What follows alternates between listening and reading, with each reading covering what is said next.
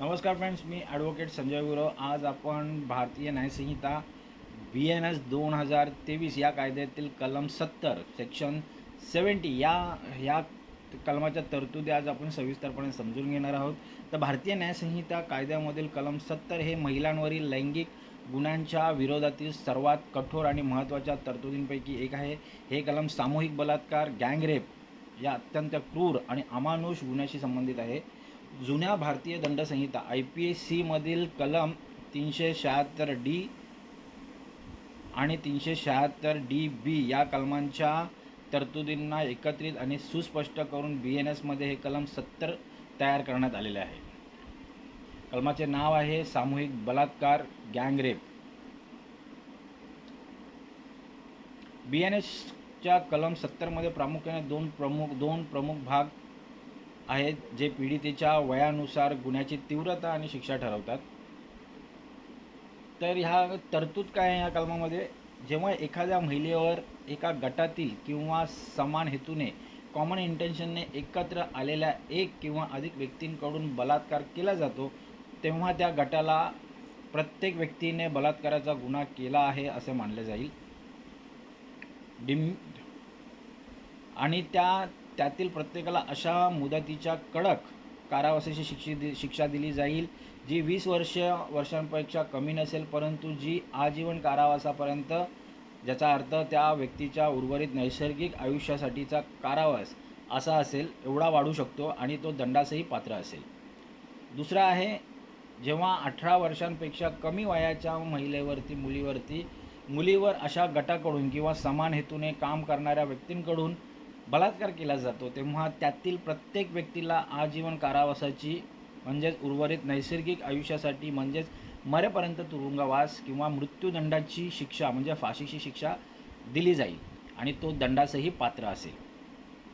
सोप्या शब्दामध्ये समजून घेऊया. या कलमाचं सर्वात मोठे वैशिष्ट्य म्हणजे सामूहिक जबाबदारी, जॉईंट लिॲबिलिटी. याचा अर्थ असा की जर 4 लोकांनी मिळून कट रचला आणि गुन्हा केला तर न्यायालयात कोणीही आरोपी असा बहाणा करू शकत नाही की मी फक्त बाहेर उभा होतो, प्रत्यक्ष कृत्य दुसऱ्याने केले. जर तुम्ही त्या गटाचा भाग आहात आणि तुमचा हेतू समान होता तर कायदा सर्वांना समान रूपात मुख्य गुन्हेगार मानतो आणि सर्वांना सारखीच कडक शिक्षा देतो. 18 वर्षाखालील महिलेसोबत सामूहिक बलात्कार. पहिला मुद्दा आहे 18 वर्षावरील महिलेसोबत सामूहिक बलात्कार. सर्व दोषींना किमान 20 वर्ष कडक तुरुंगवास ते मरेपर्यंत जन्मठेप. दुसरा आहे 18 वर्षाखालील अल्पवयीन मुलीसोबत सामूहिक बलात्कार, थेट मरेपर्यंत जन्मठेप किंवा फाशी, डेथ पेनल्टी मिळू शकते. उदाहरणं काय तर उदाहरणं समजून घेऊयात. पहिलं उदाहरण, 3 मित्र एका निर्जन रस्त्यावर जाणाऱ्या तरुणीला अडवतात. त्यातील दोघे जण तिच्यावर अत्याचार करतात आणि तिसरा व्यक्ती कोणाला सांगू नये म्हणून तिला पकडून ठेवतो आणि बाहेर पाळत ठेवतो. ते तिघांचाही हेतू एकच असल्यामुळे तिसऱ्या व्यक्तीने प्रत्यक्ष संबंध ठेवले नसले तरी कलम 70(1) नुसार तोही गँगरेपचा मुख्य गुन्हेगार मानला जाईल आणि त्यालाही किमान 20 वर्ष तुरुंगवास होईल.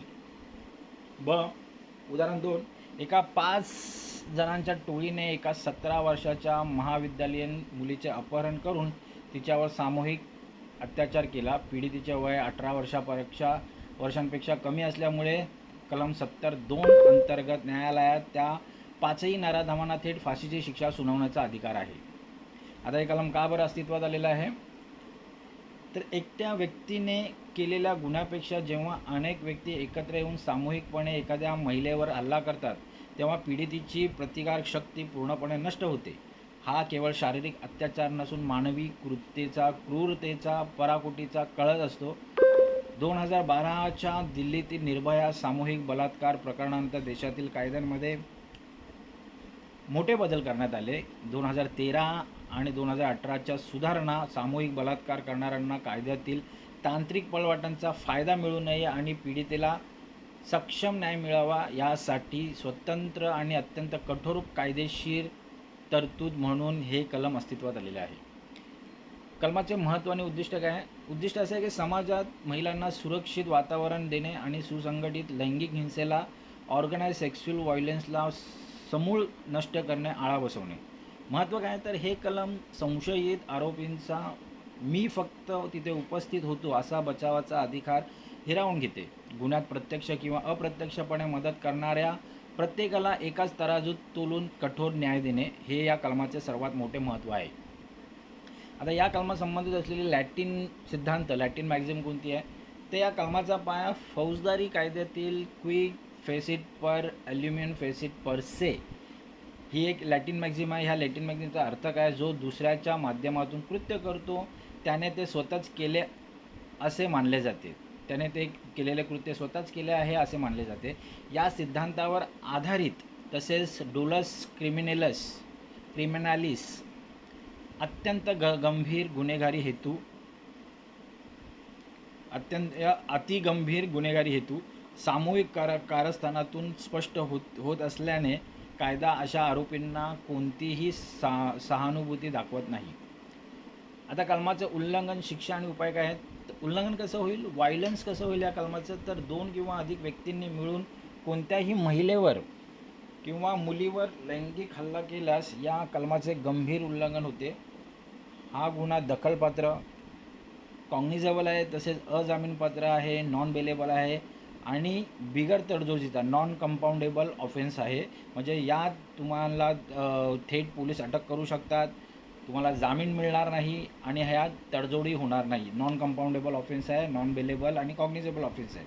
कॉग्निझेबल मध्ये काय होतं तर तुम्हाला पोलीस थेट येऊन अटक करू शकतात, त्यांना वॉरंटची गरज लागत नाही आणि ह्यात तुम्हाला बेल पण मिळणार नाही आणि तुम्ही तडजोडी करू शकणार नाही, असा प्रकारचा गुन्हा आहे. शिक्षा काय? 18 वर्षावरील महिला 20 वर्ष कडक कारावास, किमान काय शिक्षा काय? 20 वर्ष कडक कारावास, कमाल शिक्षा काय? आजीवन कारावास, उर्वरित संपूर्ण आयुष्यासाठी. 8 वर्षाखालील मुलगी जर असेल तर किमान शिक्षा काय? आजीवन कारावास, मरेपर्यंत तुरुंग. कमाल शिक्षा आहे मृत्यूदंड, फाशी, डेथ पेनल्टी. दंड काय? या कलमांतर्गत ठोठावला जाणारा दंड हा पीडितेच्या वैद्यकीय उपचारांसाठी आणि मानसिक पुनर्वसनासाठी देणे बंधनकारक असते. कायदेशीर उपाय काय आहेत? पीडितेने किंवा नातेवाईकांनी तात्काळ पोलिसांत तक्रार करावी. अशा गुन्ह्यांचा तपास विहित मुदतीत सहसा 60 दिवसांच्या आत पूर्ण करून चार्जशीट दाखल करणे पोलिसांवर बंधनकारक असते. पीडितेला शासकीय योजनेअंतर्गत उदाहरणार्थ मनोधैर्य योजना, आर्थिक आणि कायदेशीर मदत त्वरित पुरवली जाते. न्यायालयीन प्रकरणे आणि निर्णय. Judicial president. मुकेश विरुद्ध राज्य, NCT दिल्ली, निर्भया खटला 2017 याचा निकाल लागला आहे. तर सर्वोच्च न्यायालयाने स्पष्ट केले की सामूहिक बलात्कार हा मानवी प्रतिष्ठेवर लागलेला सर्वात मोठा कलंक आहे. जेव्हा गुन्ह्याची तीव्रता समाजाच्या सहनशीलतेच्या पलीकडे जाते तेव्हा अशा सामूहिक गुन्हेगारांना फाशी देणेच हा योग्य न्याय ठरतो. पुढचा खटला आहे राज्य विरुद्ध गुट्टू. या न्यायालयीन प्रकरणामध्ये, या खटल्यामध्ये न्यायालयाने असा स्पष्ट केलं की न्यायालयाने पुनरुच्चार केला की सामूहिक बलात्काराच्या प्रकरणात प्रत्येक आरोपीची वैयक्तिक भूमिका किती होती, कोणी किती इजा केली हे मोजण्याची गरज नाही. गुन्ह्यामागील समान हेतू, कॉमन इंटेन्शन सिद्ध झाल्यास सर्वांना समान शिक्षा लागू होते. आता या कलमासंबंधात असलेले संविधानिक कलमे आणि इतर कायदे समजूया. भारतीय संविधानातील कलम 21 सन्मानाने आणि सुरक्षिततेने जगण्याचा अधिकार. सामूहिक बलात्कार हा या मूलभूत अधिकारांचा सर्वात हिंस्र संहार आहे. पोक्सो कायदा 2012. पोक्सो कायद्याअंतर्गत जर पीडिता अल्पवयीन असेल तर BNS 70(2) सोबत पोक्सो कायद्याची अत्यंत कडक कलमे जोडली जातात. भारतीय साक्ष अधिनियम 2023 कायद्यामध्ये सामूहिक बलात्काराच्या खटल्यात पीडितेची साक्ष हीच अंतिम पुराव्याचा कणा मानली जाते आणि आरोपींना गुन्हा केला नाही हे सिद्ध करण्याची जबाबदारी, बर्डन ऑफ प्रूफ, बऱ्याच अंशी आरोपींवर असते. कलमाची समीक्षा, क्रिटिसिझम, रिव्ह्यू. सकारात्मक बाजू काय ह्या कलमाची? तर आजीवन कारावासाचा अर्थ उर्वरित नैसर्गिक आयुष्य असा स्पष्ट करणे आणि किमान शिक्षा 20 वर्ष ठेवणे, यामुळे कायद्याची पकड अत्यंत घट्ट झाली आहे. समीक्षा काय? आव्हान काय? या कलमाची सर्वात मोठी आव्हानात्मक बाजू म्हणजे कलम अंमलबजावणीतील विलंब कडक कायद्यानंतरही न्यायालयांमध्ये खटले वर्षानुवर्ष चालतात, ज्यामुळे पीडितेला आणि तिच्या कुटुंबाला मोठा मानसिक त्रास सहन करावा लागतो. यासाठी फास्ट ट्रॅक कोर्ट आणि तातडीने निकाल देणारी यंत्रणा अधिक मजबूत करणे आवश्यक आहे. निष्कर्ष काय काढता येईल तर भारतीय न्याय संहितेचे कलम 70 हे देशातील महिलांच्या सुरक्षेसाठी कायद्याने उगारलेले सर्वात मोठे अस्त्र आहे. संघाने किंवा टोळीने येऊन महिलांच्या अस्मितेवर हल्ला करणाऱ्या नराधमांना हा देश आणि हा कायदा कधी क्षमा करणार नाही. त्याचा अंत तुरुंगात सडून किंवा फासावर लटकूनच होईल. हा भारतीय न्यायव्यवस्थेचा वज्रनिर्धार या कलमातून स्पष्टपणे दिसून येतो. मित्रांनो, आज आपण भारतीय न्याय संहितेमधील कलम 70च्या तरतुदी आज आपण सविस्तरपणे समजून घेतलेल्या आहेत. हे कलम किंवा ह्या कलमाच्या तरतुदी अधिक चांगल्या प्रकारे समजून घेण्यासाठी हा व्हिडिओ तुम्ही वारंवार पहा, जेणेकरून या कलमाच्या तरतुदी तुम्हाला अधिक चांगल्या प्रकारे समजतील. असेच कायदेविषयक ज्ञान मिळवण्यासाठी, कायदेविषयक माहिती मिळवण्यासाठी आमचं चॅनल सबस्क्राईब करा, लाईक करा, शेअर करा आणि आपल्या प्रियजनांना, मित्रांना हे व्हिडिओज फॉरवर्ड करा, जेणेकरून त्यांचंही कायदेविषयक ज्ञान वाढेल, त्यांनाही कायदेविषयक माहिती मिळेल. तर आज आपण इथेच थांबूया. धन्यवाद.